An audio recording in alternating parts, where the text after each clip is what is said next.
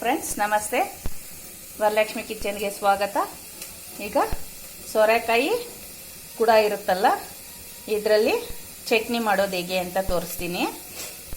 ಸೋರೆಕಾಯಿ ಎತ್ಕೊಂಡು ಇದೆಲ್ಲ ತೆಕ್ಕೋಬೇಕು, ಕೂಡ ಮಾತ್ರ ತೆಕ್ಕೋಬೇಕು.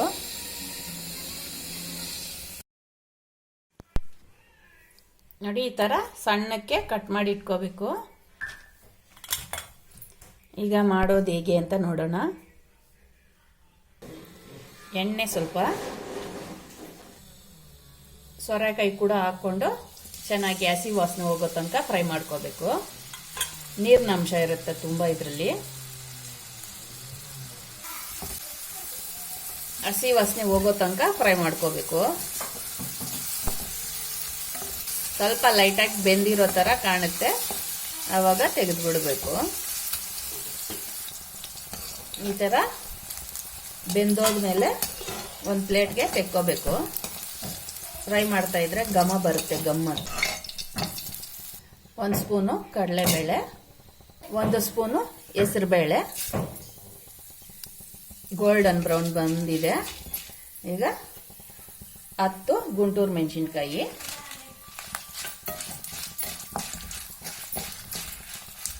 ಒಂದು ದೊಡ್ಡದು ಈರುಳ್ಳಿ,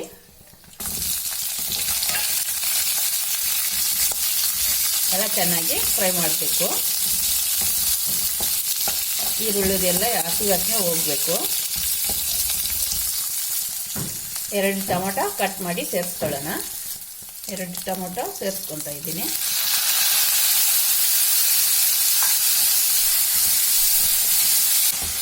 ಟೊಮೊಟೊದೂ ಹಸಿ ವಾಸನೆ ಹೋಗಬೇಕು. ನಿಮಗೆ ಎಣ್ಣೆ ಸ್ವಲ್ಪ ಜಾಸ್ತಿ ಬೇಕು ಅಂದರೆ ಫ್ರೈ ಮಾಡೋಕ್ಕೆ ಇನ್ನೂ ಸ್ವಲ್ಪ ಸೇರಿಸ್ಕೊಳ್ಳಿ.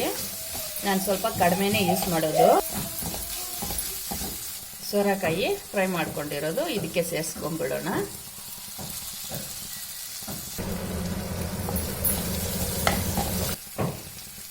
ರುಚಿಗೆ ತಕ್ಕಷ್ಟು ಉಪ್ಪು,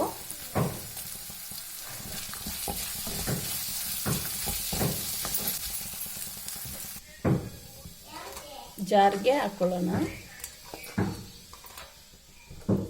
ಇವಾಗ ಇದಕ್ಕೇನು ಒಗ್ಗರಣೆ ಏನು ಬೇಡ, ಹಂಗೆ ದೋಸೆಗೆ ಎಲ್ಲ ಚೆನ್ನಾಗಿರುತ್ತೆ. ನೋಡಿ, ರುಬ್ಕೊಂಡಿದ್ದೀನಿ. ಈಗ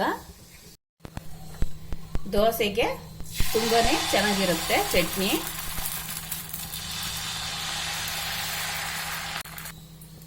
ಎಣ್ಣೆ ಸ್ವಲ್ಪ,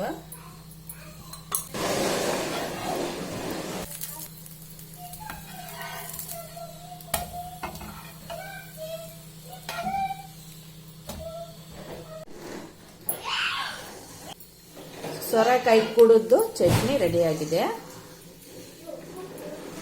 ಈಗ ಟೇಸ್ಟ್ ನೋಡೋಣ.